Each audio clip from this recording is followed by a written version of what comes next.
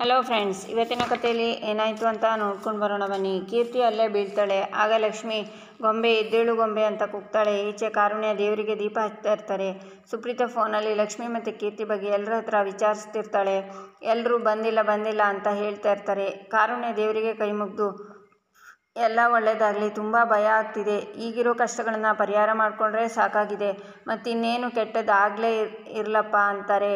ಆಗ ದೇವರಿಗೆ ಹಚ್ಚಿರೋ ದೀಪ ಆರೋಗುತ್ತೆ. ಈಚೆ ಲಕ್ಷ್ಮಿ ಬಳ್ಳಿನ ಬಿಡಿಸ್ಕೊಂಡು ಗೊಂಬೆ ಎದ್ದೇಳು ಗೊಂಬೆ, ಮಾತಾಡು, ಕೇಳಿಸ್ತಿದ್ಯಾ ಅಂತಾಳೆ. ಎದ್ದೇಳು ಗೊಂಬೆ ಎದ್ದೇಳು, ಮನೆಗೆ ಹೋಗೋಣ, ಸ್ಮಶಾನದಲ್ಲಿರೋ ಮನೆಗೆ ಹೋಗೋಣ, 6 ಅಡಿ 3 ಅಡಿ ಮನೆಗೆ ಹೋಗೋಣ, ಎದ್ದೇಳು ಗೊಂಬೆ ಅಂತ ಚಿಂಗಾರಿ ನಗ್ತಾಳೆ. ಕಾರುಣ್ಯ ಆಂಟಿ ನಿಮಗೋಸ್ಕರ ಕಾಯ್ತಿರ್ತಾರೆ. ನೀನು ದಿನ ರಂಗೋಲಿ ಹಾಕ್ತೀಯ ಅಲ್ವಾ ಗೊಂಬೆ, ಇವತ್ತು ನೀನು ರಂಗೋಲಿ ಹಾಕಿಲ್ಲ, ಬಾ ಮನೆಗೆ ಹೋಗಿ ರಂಗೋಲಿ ಹಾಕೋಣ ಗೊಂಬೆ, ಇಲ್ಲಿ ನೋಡು ಎದ್ದೇಳು ಪ್ಲೀಸ್ ಗೊಂಬೆ ಅಂತ ಅಳ್ತಾಳೆ ಲಕ್ಷ್ಮಿ. ಹೀರೋಯಿನ್, ನೀನು ಎಷ್ಟೇ ಜೋರಾಗಿ ಕರೆದ್ರೂ ಅವಳು ಎದ್ದೇಳಲ್ಲ, ಅವಳನ್ನು ಸದ್ದಿಲ್ಲದೆ ಮಲಗಿಸಿದ್ದಾಯ್ತು, ನೆಕ್ಸ್ಟ್ ನೀನೆ ಅಂತ ಲಕ್ಷ್ಮಿ ತಲೆಗೆ ಹೊಡಿಬೇಕು ಅನ್ನುವಾಗ ಲಕ್ಷ್ಮಿ ಅವಳನ್ನು ತಡಿತಾಳೆ. ಕಾಳಿಯಂತೆ ಚಿಂಗಾರಿನ ನೋಡ್ತಾಳೆ. ಅವಳನ್ನು ನೋಡಿ ಚಿಂಗಾರಿಗೆ ಭಯ ಆಗುತ್ತೆ. ಚಿಂಗಾರಿ ಹೊಟ್ಟೆಗೆ ಬಲವಾಗಿ ತೊಳಿತಾಳೆ ಲಕ್ಷ್ಮಿ. ಚಿಂಗಾರಿ ಅಲ್ಲೇ ಬಿದ್ದು ಶಾಕ್ನಿಂದ ಲಕ್ಷ್ಮಿನೇ ನೋಡ್ತಿರ್ತಾಳೆ. ಮೇಲೆ ಎದ್ದು ಇನ್ನೊಂದು ದೊಣ್ಣೆಯಿಂದ ಲಕ್ಷ್ಮಿ ಜೊತೆ ಫೈಟ್ ಮಾಡ್ತಾಳೆ ಚಿಂಗಾರಿ. ದೊಣ್ಣೆ ಕೆಳಗೆ ಬೀಳುತ್ತೆ. ದೊಣ್ಣೆಯಿಂದ ಚಿಂಗಾರಿಗೆ ಸರಿಯಾಗಿ ಬಾರಿಸ್ತಾಳೆ ಲಕ್ಷ್ಮಿ. ಅವಳು ಅಲ್ಲೇ ಪ್ರಜ್ಞೆ ತಪ್ಪಿ ಬೀಳ್ತಾಳೆ. ಆಗ ಅವಳ ಹತ್ರ ಇರೋ ಫೋನನ್ನು ಲಕ್ಷ್ಮಿ ತಗೋತಾಳೆ.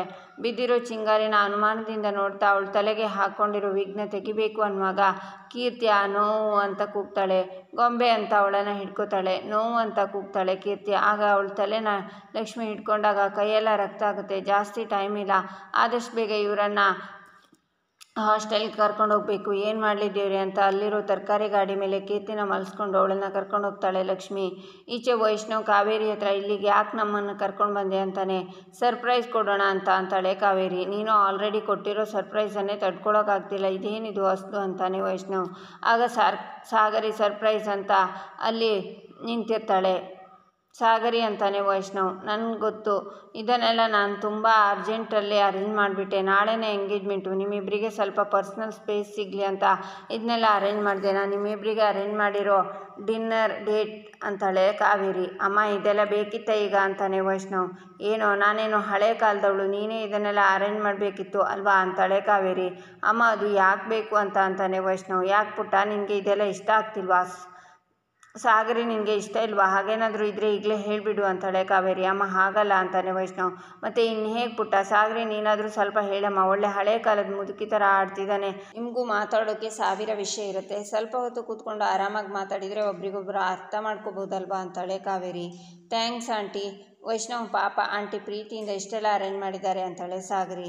ಅಬ್ಬಾ ಕೊನೆಗೂ ನನ್ನ ಮಗ ಒಪ್ಕೊಂಡ್ಬಿಟ್ಟ, ಬನ್ನಿ ಅಂತಾಳೆ ಕಾವೇರಿ. 3 ಜನ ಕೂತ್ಕೋತಾರೆ. ಮಕ್ಕಳ ಥರ ಮುನ್ಸ್ಕೊಂಡು ಕೂತಿದ್ದೀರಾ ಅಂತಾಳೆ ಕಾವೇರಿ. ಅಮ್ಮ ನೀನು ಇಲ್ಲೇ ಕೂತಿದ್ರೆ ನಾವು ಫ್ರೀಯಾಗಿ ಹೇಗೆ ಮಾತಾಡ್ಕೊಳ್ಳೋಕ್ಕಾಗತ್ತೆ ಅಂತಾನೆ ವೈಷ್ಣವ್.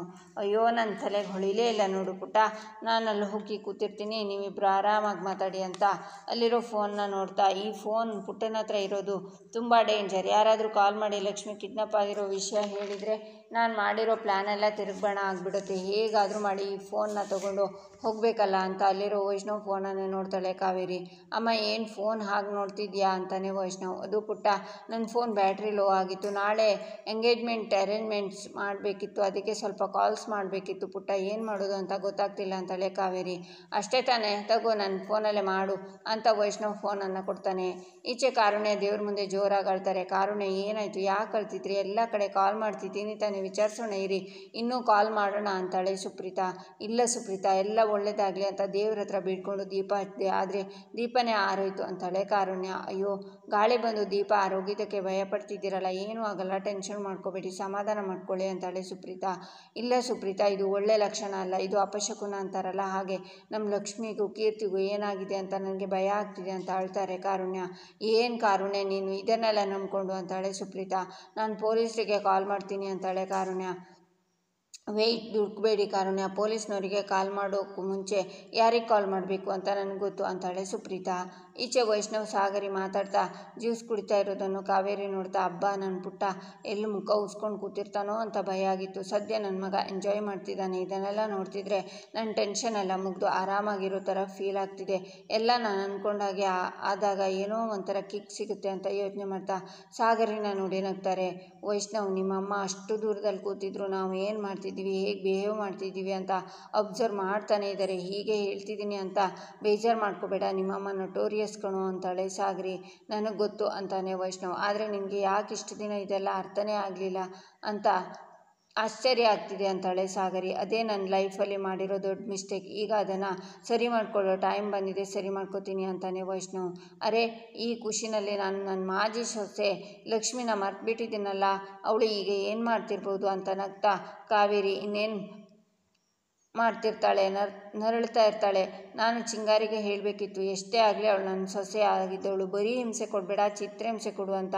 ಚಿತ್ರಹಿಂಸೆ ಕೊಟ್ಟು ಅವಳು ನರಳಿ ಪ್ರಾಣ ಬಿಟ್ಟರು ತೊಂದರೆ ಇಲ್ಲ, ಪೀಡೆ ತೊಲಗ್ತು ಅಂತ ಆರಾಮಾಗಿರ್ಬೋದು. ಈ ಖುಷಿನಲ್ಲಿ ಇಂಥ ಒಂದು ವಿಷಯನ ಚಿಂಗಾರಿಗೆ ಹೇಳಿಬಿಟ್ರೆ ಅವಳು ಅದನ್ನು ಅಲ್ಲಿ ಎಕ್ಸಿಕ್ಯೂಟ್ ಮಾಡ್ತಾಳೆ. ಅವಳು ನರಳೋದನ್ನು ಆಡಿಯೋ ರೆಕಾರ್ಡ್ ಮಾಡು ಅಂತ ಹೇಳಬೇಕು, ಅದನ್ನು ಕೇಳಿ ಖುಷಿ ಪಡಬೇಕು ಅಂತ ಫೋನ್ ತೆಗಿಬೇಕು ಅನ್ನುವಾಗ ಕಾವೇರಿಗೆ ಚಿಂಗಾರಿ ಫೋನ್ ಬರುತ್ತೆ. ಹಲೋ ಮೇಡಮ್ ಅಂತಾಳೆ ಚಿಂಗಾರಿ. ಅಳ್ತಾಳೆ. ಚಿಂಗಾರಿ ಅಂತಾಳೆ ಕಾವೇರಿ. ನಾನೇ ಮೇಡಮ್, ನಾನೇ ಅಂತಾಳೆ ಚಿಂಗಾರಿ. ಇದ್ಯಾವ ನಂಬರು, ಯಾವ ನಂಬರ್, ಹೊಸ ನಂಬರಿನಿಂದ ಫೋನ್ ಮಾಡ್ತಿದ್ಯಾ, ನಿನ್ನ ಫೋನ್ ಏನಾಯಿತು ಅಂತಾಳೆ ಕಾವೇರಿ. ಅಯ್ಯೋ ಮೇಡಮ್, ನನಗೆ ಫೋನಿನ ದೋಷ ಇಟ್ಕೊಂಡಿದೆ ಅನಿಸುತ್ತೆ ಮೇಡಮ್, ಹೊಸ ಫೋನ್ ತಗೊಂಡು 2 ದಿನ ಆಗಿಲ್ಲ ಮೇಡಮ್, ಮತ್ತೆ ನನ್ನ ಫೋನ್ ಕಳೆದೋಯ್ತು ಮೇಡಮ್ ಅಂತಾಳೆ ಚಿಂಗಾರಿ. ನಿನಗೆ ತಲೆ ಕೆಟ್ಟಿದೆಯಾ, ಫೋನ್ ಕಳೆದೋಯ್ತು ಅಂತ ಹತ್ಕೊಂಡು ಹೇಳೋಕ್ಕೆ ನನಗೆ ಫೋನ್ ಮಾಡಿದ್ಯಾ ಅಂತಾಳೆ ಕಾವೇರಿ. ಅಯ್ಯೋ ಮೇಡಮ್, ಬರೀ ಫೋನ್ ಆಗಿದ್ದರೆ ನಾನು ಯಾಕೆ ಮೇಡಮ್ ನಿಮಗೆ ಫೋನ್ ಮಾಡ್ತಿದ್ದೆ, ಫೋನ್ ಜೊತೆಗೆ ಲಕ್ಷ್ಮಿನೂ ಹೊರಟು ಹೋದ್ಲು ಮೇಡಮ್ ಅಂತಾಳೆ ಚಿಂಗಾರಿ. ಆಗ ಕಾವೇರಿ ಫೋನ್ ತಗೊಂಡು ಅಲ್ಲಿಂದ ಈಚೆ ಬರ್ತಾಳೆ. ಈಚೆ ಲಕ್ಷ್ಮಿ ಕೀರ್ತಿನ ಗಾಡೀಲಿ ತಳ್ಕೊಂಡು, ಗೊಂಬೆ ನಿನಗೆ ನಾನಿದ್ದೀನಿ, ಹೆದರಬೇಡ, ಫಸ್ಟ್ ಏಡ್ ಆದರೂ ಮಾಡಿಸೋಣ ಅಂದರೆ ಮೆಡಿಕಲ್ ಶಾಪು ಕಾಣಿಸ್ತಿಲ್ಲ, ಗೊಂಬೆ ಮಾತಾಡು ಅಂತ ಗಾಡಿನ ತಳ್ಕೊಂಡು ಹೋಗ್ತಾ ಇರ್ತಾಳೆ ಲಕ್ಷ್ಮಿ. ಆಗ ಅಲ್ಲೊಬ್ಬರನ್ನ ನೋಡಿ, ಅಣ್ಣ ಹತ್ತಿರ ಯಾವುದಾದ್ರೂ ಆಸ್ಪತ್ರೆ ಇದೆಯಾ ಅಂತಾಳೆ. ಯಾಕಮ್ಮ ಅಂತಾರೆ ಅವರು.